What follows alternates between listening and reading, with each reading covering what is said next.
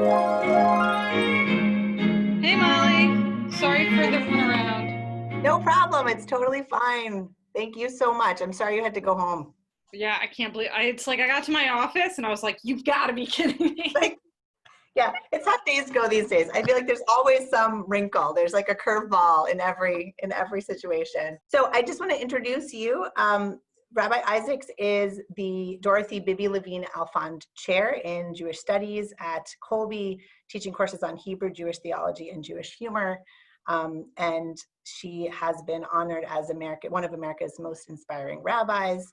In 2016, she delivered the final Hanukkah benediction of the Obama administration at the White House, and is also the executive director of the Center on Small Town Jewish Life, and works as the rabbi in Waterville. So we're so pleased to be able to talk with you about all the activities that you're engaged in. I think I often feel like I'm in this position of being able to get a sense of the lay of the land throughout Maine and all the great things that people are doing and the wonderful folks that are out there. But we don't always do what we need to make sure that everybody's aware of all the great things that are happening. And hopefully this is a new way to raise awareness and develop people's understanding of all the stuff that's going on. I wondered if you could start by talking about how you came to Maine and the conception of the small town, the Center on Small Town Jewish Life in particular. Sure. So I never anticipated that I would be a rabbi in Maine. Actually, I had never been to Maine in my life until I was brought up here as a rabbinical student. So that's really the genesis of it. There was a fantastic program at the Jewish Theological Seminary that unfortunately doesn't exist anymore, but it sent conservative rabbis to small congregations across America that couldn't afford rabbis, to congregations that had no reasonable expectation for growth or long-term longevity. And Professor Rabbi Dr. David Friedenreich was on the Jewish Studies program at Colby, suggested to Beth Israel congregation that they join the program in order to get rabbinical leadership from the Jewish Theological Seminary. And I was accepted to that program in my last year of JTS. And the guy who ran it, Rabbi Libo, who's my mentor, who I love, he's kind of old school. So we didn't get to choose. He made all of the matches, and he said, you're going to Waterville, Maine. And I'd never been to Maine. I'd never been to Waterville. I had no idea what I was getting into. I'd never been to a small town Jewish community. I grew up on the Jersey Shore, went to college in Boston, and spent every free minute I had in Israel. So coming to Waterville was a really eye-opening experience for me because I had never seen this kind of community before. But in the year of my student rabbinate, I really fell in love with this little congregation. And I always tell the story of every time I'd come up from New York, I would have this long journey of the air train from Brooklyn to JFK, flying up to Portland. A different congregant would pick me up every time, and they'd always come with a gift. So Tiffany Lopes, who was the synagogue president at the time, always made sure that there were muffins or cookies or brownies or mittens or whatever. And I'd always come back to my little pretty awful Brooklyn apartment with fresh blueberry muffins at the end of the weekend or lots of mittens. And this is very different than what I grew up with of catered meals and multi-million-dollar buildings. And it was very foreign to me, but I really liked it. And the thing that I really appreciated was whatever I did, it was appreciated, right? And that my congregation approached everything that I did with a real sense of gratitude. Ultimately, when I was at the end of my last year of rabbinical school, choosing where to go next, I had a choice of Boston, Chicago, New York, or Waterville, Maine. And it was hard convincing my then girlfriend, now wife, that Waterville, Maine was what we should choose. But I just said to her, I'm tired. I'm tired of living in New York. I'm exhausted. And I just want to be someplace that's a little bit easier, that's a little bit nicer. And it's this great opportunity because at 27 years old, I was invited to be the youngest member of Colby's faculty, which was insane and amazing. And now I'm 37 and I'm no longer the youngest member of the faculty. I am one of the more veteran people at the college, but it was really special. And the other thing that I will say just at that point was by virtue of being part of this fellowship, and the narrative that the congregation told itself was that we're nearing the end, right? That I really was told, like, that there really wasn't potential for growth. And in my year as a student rabbi, I surveyed the potential resources and the potential congregants and the potential of what this community could be. And I didn't believe that the future of Beth Israel had to be shutting down. I thought there are more Jews out there, more actual Jews, more potential Jews, and that the Hillel at Colby, there was a lot of unrealized potential there that could be instrumental in reviving the congregation. And it turned out to be right. And that's why I'm still here a decade later. So I know you pioneered these kind of home-based programs for students, which I think have been rolled out in lots of other places, to create, especially for Jewish students at a campus that doesn't have a ton of Jews, a sense of connection to the local community. But it seems like in this case, it also helped the local community rise to the occasion and feel like, oh, there's people who need us to get involved. How did you identify that as a need? I mean, it was both Mel and me who saw that, right? And there's little, if anything, that we do at the Center for Small Town Jewish Life that is novel. We just sort of look around at the national Jewish scene and say, well, why can't we do that here? And then we try it, right? So there's nothing, the pioneering element of it isn't that these ideas are my own. It's just that we brought them to a rural Jewish community. Okay. But, there were two issues that sort of came together. One was you have these students that felt very disconnected from Waterville, and that also just felt really lonely. And then you have, Maine is the oldest state in the nation. I feel like we battle with Vermont and it goes back and forth, but we had a lot of, empty nesters. And they were excited to host young people in their homes. And the older people in my congregation in many ways are the keepers of the tradition. They recognize and remember and value those traditions. And a lot of the Jewish students that are coming to Colby are coming from Jewish day schools. They come from highly affiliated communities. And so in many ways, the students serve as a touchstone for these communities that are like, oh yeah, maybe we can do Shabbat again at home. And then it becomes a habit.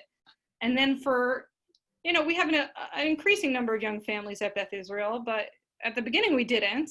But for the few that we did have, it was really important for the children in those households to have somebody to look up to as, this cool 22-year-old who's on the football team who makes a point to come to Beth Israel for Shabbat and holidays. And I knew that the program was an unmitigated success when those students, without any of our involvement, ended up at the baseball games and the soccer games of the Beth Israel kids, or they were babysitting when their parents wanted to go out on a date night. It just created this network of connections that made everything else possible. And the more that my congregation was reminded of the beauty and the importance of tradition and having it at home, the more they did it. And then the more connected they felt to the synagogue. Right. How long had they had a rabbi in recent years, or was it just a high holidays appointment initially? When I came in, Beth Israel had a cantor, a part-time cantor. And before that, Rabbi Krinsky served the congregation for decades. And I was very lucky that Rabbi Krinsky and his wife Sidel were still in Waterville when I came in as a student rabbi. And Rabbi Krinsky, Zichrono Livracha, may his memory be for a blessing, was a really incredible mentor to me.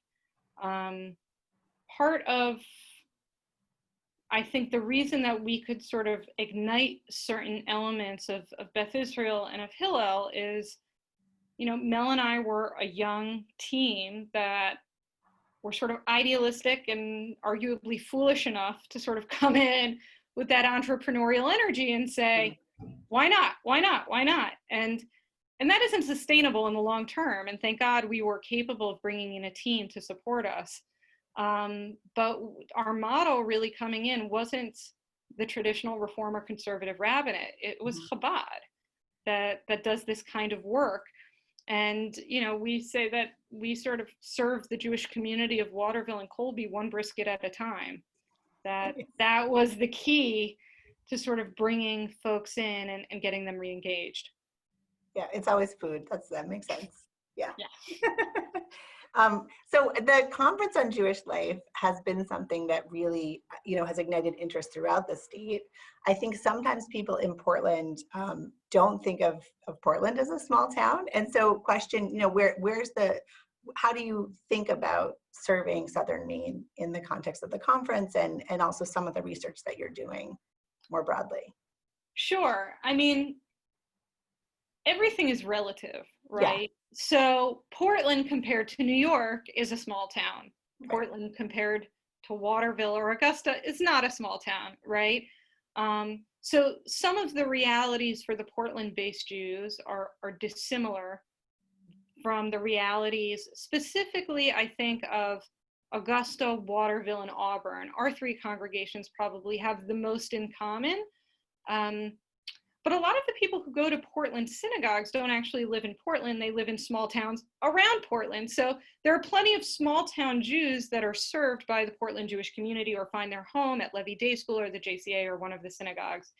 So there are plenty of small Jewish towns in Southern Maine that we serve, right? I think what the most important thing that I think the center does for Portland, less so for Bangor, because Bangor's more in the same boat than we are, not exactly, but kind of, is that we bring the spirit of collaboration to everything that we do. And you can say that I'm wrong on this, Molly, and you can cut this out if you want, but I've seen more effective collaboration, in large part from the JCA in Portland. And I think that ethos of showing what's possible when you pool your resources in every sense of the word has served as an inspirational model. And so you can improve the quality of Jewish life in Portland, which may be, Maine's big city. But you can do that because those congregations are still, relatively speaking, small. Yeah. And relatively speaking, don't have the resources of Boston or New York. And you can do a lot more collaborating together. And, the other thing that I'll say is that Colby has the resources and the ability to bring in scholars that even communities in Portland can't bring in, right? And so it's incredible when we can bring in, folks from Haaretz or members of Knesset or large musical acts that are made possible by virtue of the connections and resources of Colby College that can be shared both when people from Portland come up to Waterville, or also that these Waterville communities can tack on and say, well, if Colby's bringing up these people anyway, let's do a second satellite event in Portland. The last thing that I'll just say is that this is really the contribution of Professor Friedenreich and myself, but the integration of the Jewish Studies program is really important because a lot of times there's this disconnect between academic Jewish studies and lay Jewish education. And the unique position of Colby and of the way in which we conceive of the Jewish Studies program at Colby is we can bring academic rigor to synagogues and lay institutions that aren't filled with academic jargon, that aren't disconnected, but still we can sort of raise the bar of the kind of learning that happens in lay Jewish spaces. And that's been true statewide, from Bangor all the way down to Biddeford.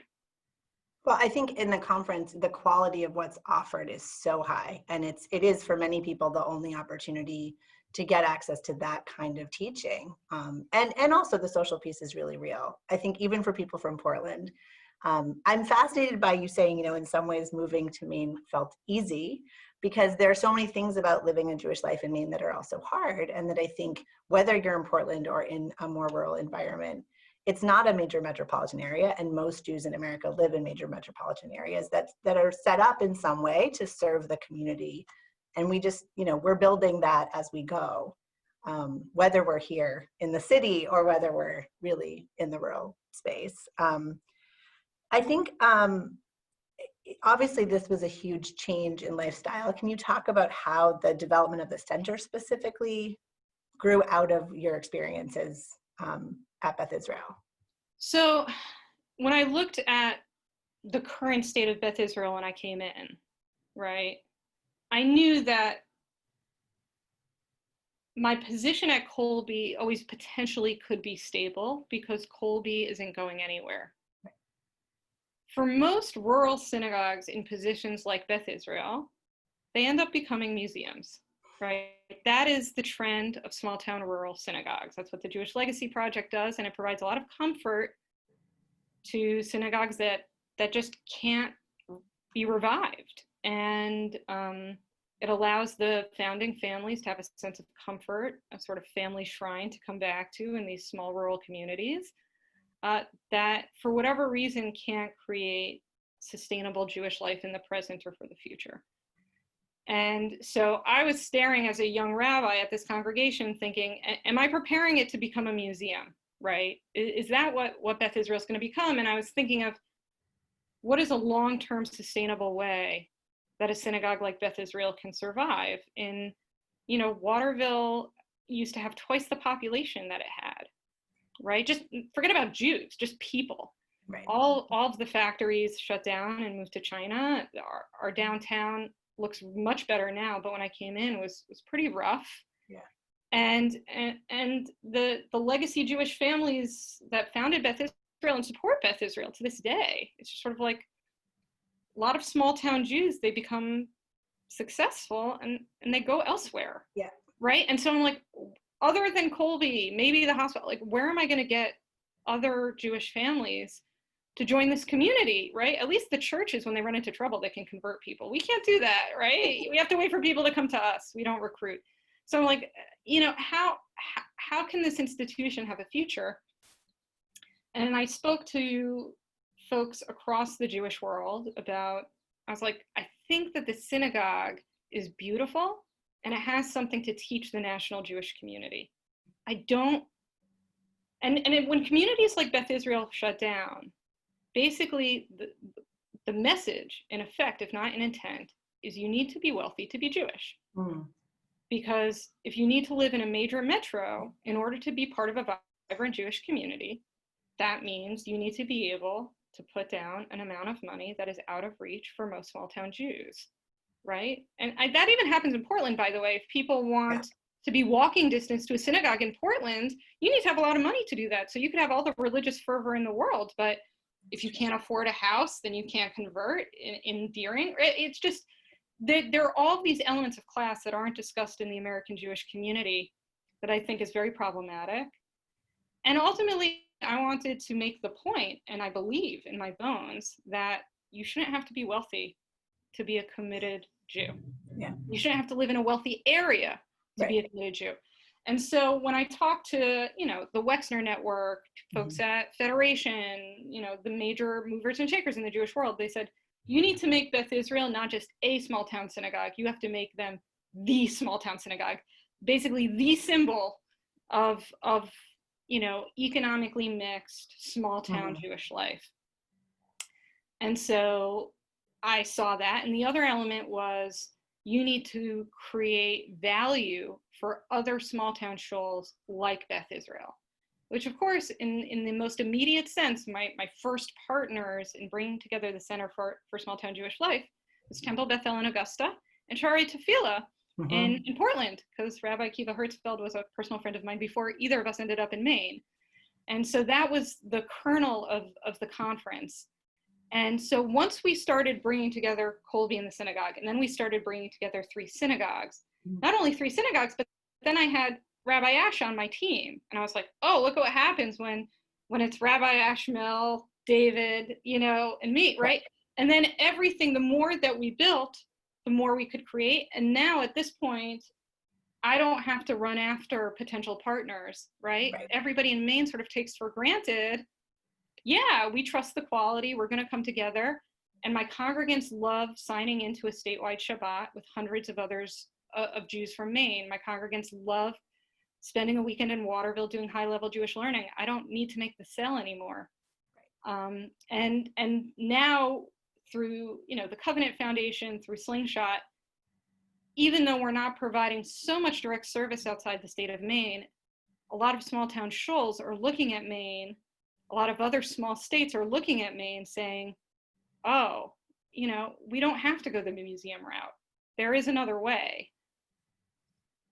I mean, it's amazing. I think it comes at such an important time in terms of the changes that are affecting the Jewish community, and to build what's going to be. I mean, in terms of thinking about COVID and how, you know, we're seeing a lot of people now look again at rural living and say, maybe there's something to this. And I think the combination of using technology to reach beyond geographic limitations, like the statewide Shabbat has done so beautifully, you know, is something we feel like we have to do at this time, but we also can do it anytime. Like, it's accessible to us in a way that I don't think many of us had thought through. But also, yeah, I'm getting a lot of calls from people saying, you know, I want to move to Maine. I'm thinking about leaving New York. I'm thinking about leaving New Jersey. What do you offer? And being able to show this is vibrant, it's different, and the shape that it takes will always be distinct. But you've done such an amazing job to pave this way so that we can genuinely say there's so much to offer in this place. And to some degree, I think it's uncovering the capacity that was already here.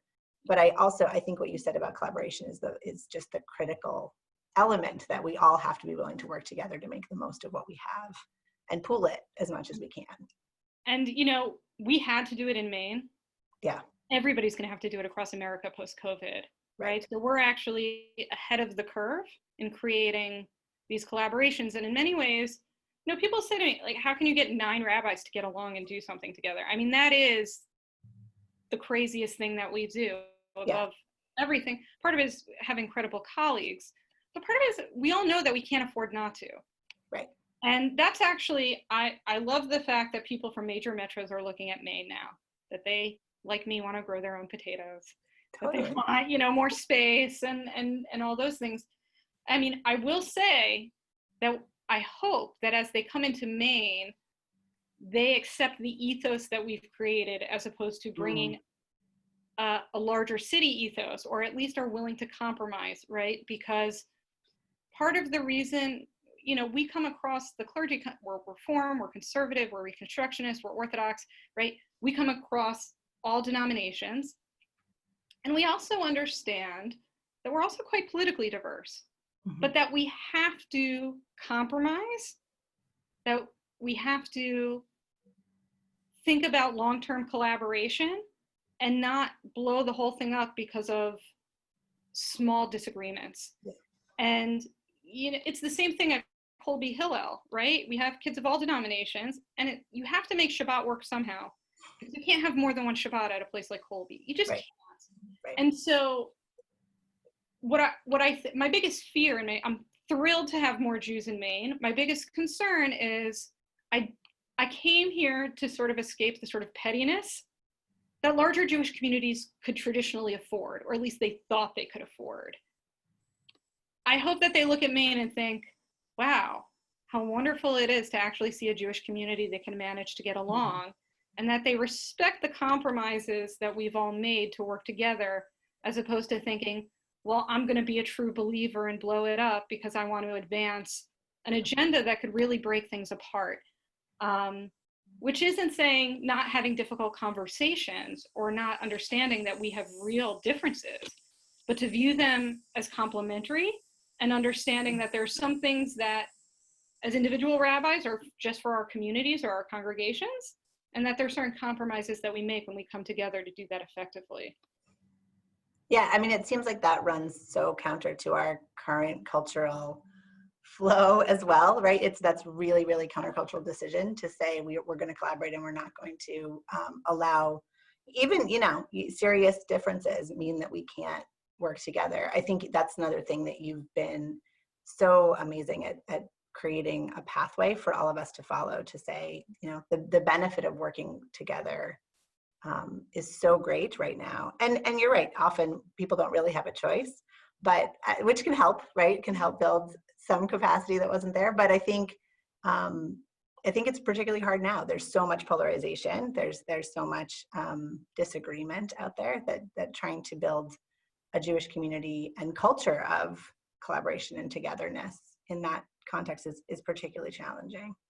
Yeah, it's my biggest long-term concern. And part of it has to do with the leadership of the center staff. And part of it's out of our control, right? It's a balance. But I hope we can sustain it, because I think people need the spiritual resources of a Jewish community more so than they need the purity of certain political convictions. There are plenty of politically pure spaces that people can indulge in. There are not many places where we can come together across difference to say, you're not alone, and we're going to live this ancient culture and its traditions together to create a better future, right? It's so profound. Yeah, and it's so unique and so needed right now. As you think about how we responded to COVID in Maine and what's coming next, I know there's a lot being planned for the next 6 or 8 months, and many synagogues are still doing primarily, if not exclusively, remote learning.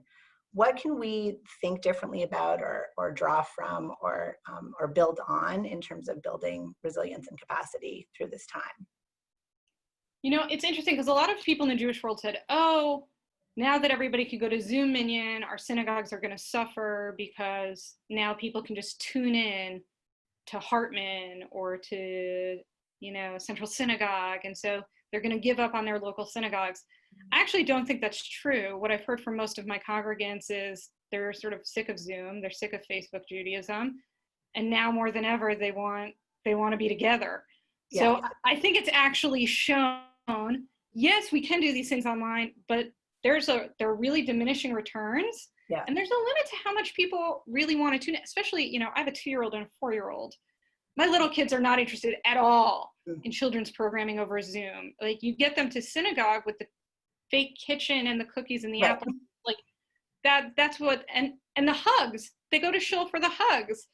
So I think it really is emphasizing all of those things. I've thought about this in relation to Jewish community, and I've also thought about it more broadly related to education and community. And look, you know, I think the solutions that are available in Maine aren't available in places like New York or LA, but I don't feel sorry for that, which is, you know, we have these wide open spaces. And I know that the larger synagogues in Maine can't have in-person services safely, but my synagogue can. And so we just have a huge vacant lot, because in Waterville you can do that. And we have a small enough community that we can just do the high holidays outside, and that, you know, I can walk around Waterville with my shofar to everybody's house, right? Because Waterville's a small enough town. You can just do that. But I've been thinking a lot about, you know, we've been doing Shabbat morning hikes for a long time at Beth Israel. But what would it look like just for a year to say, you know, we love our building. It was built by committed, loving families in Waterville. But what if we just say we're going to be together, but not in a building? That Jewish life is going to be on hiking trails. It's going to be mushroom hunting. It's going to be snowshoeing. It's going to be skiing. It's going to be planting and harvesting.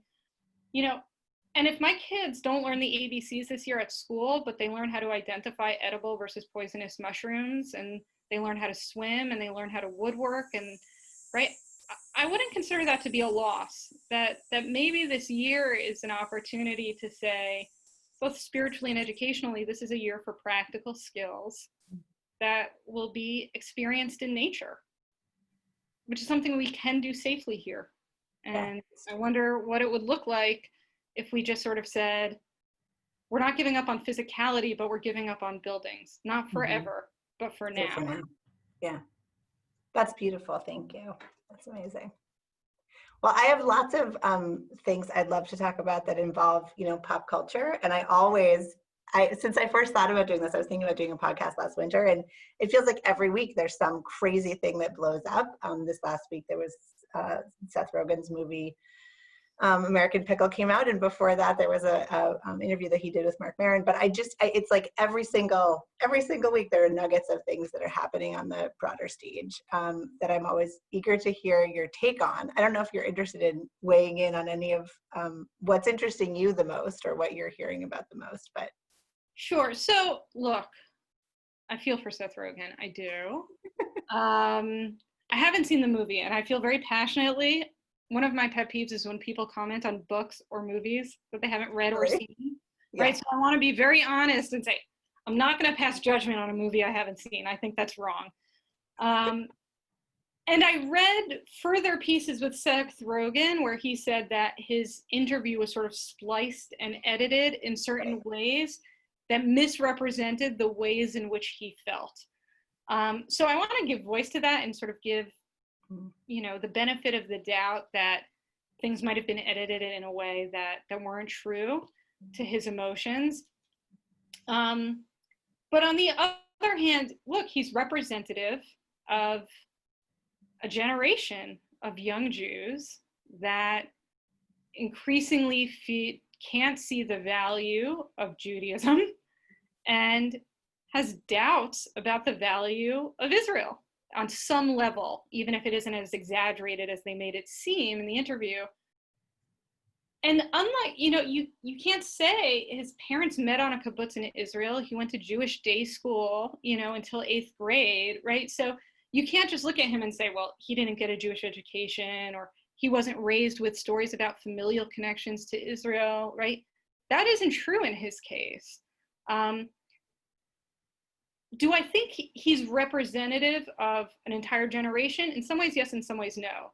The majority of young Jews don't have strong political opinions about Israel or any other Jewish issue, because the overwhelming majority of young Jews have never been to Israel, don't think about Israel often, and don't think about Judaism one way or the other, right?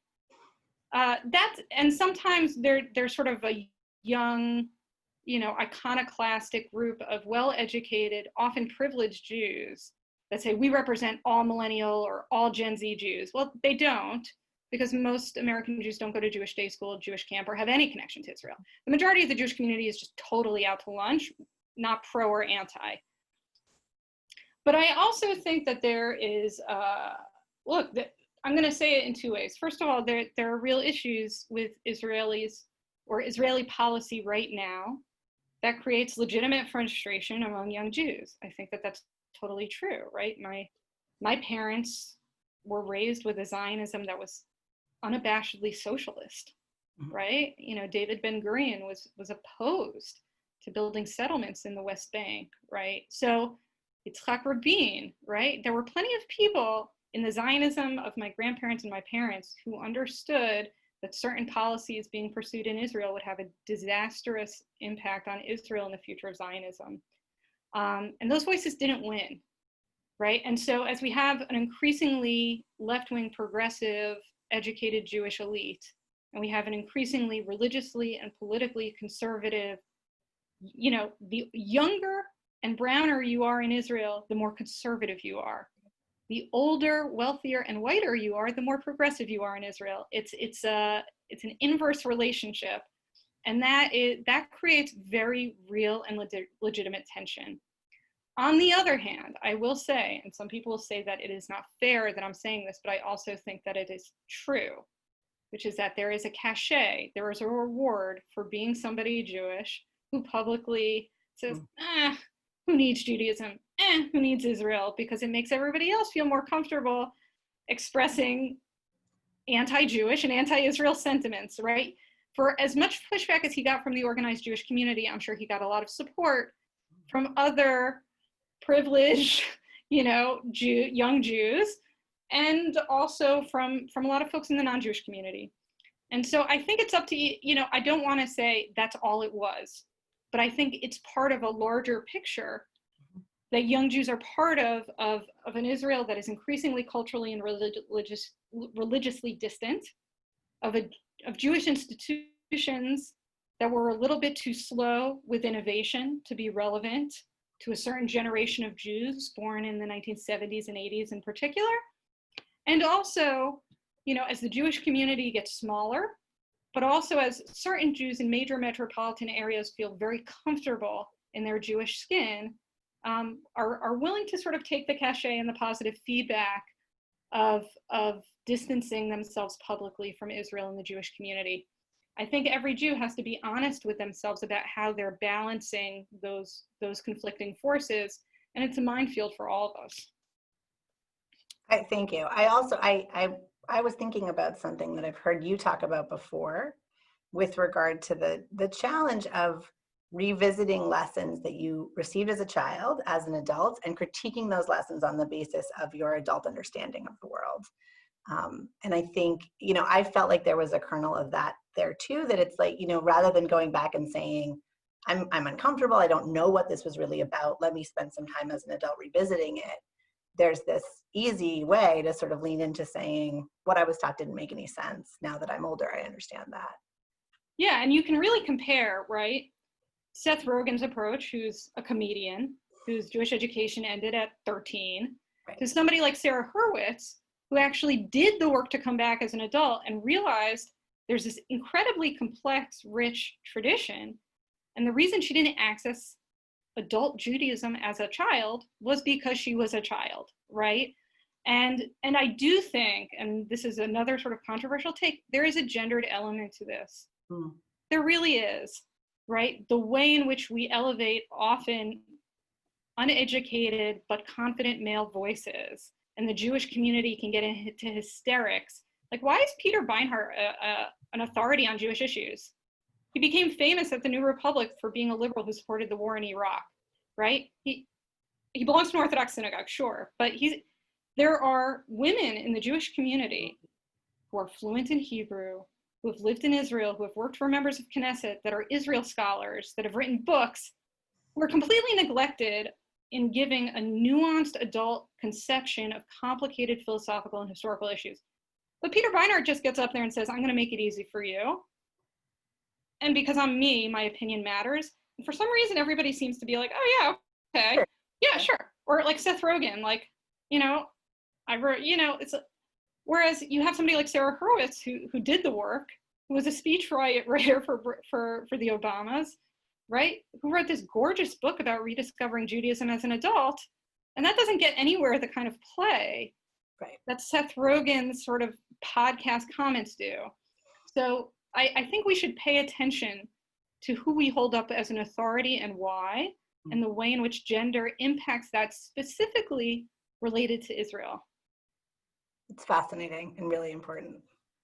Thank you so much. Thank you. This has been really fun. I would love to invite you back another time. I know you are incredibly busy, and I'm so grateful to have a chance to talk with you. And I know people will be really excited to hear your voice and learn more about all the things you're doing. Thank you so much. I'm so honored and glad to have you as a partner in building Jewish community in Maine. So thank you. You and the JCA. Thank you so much.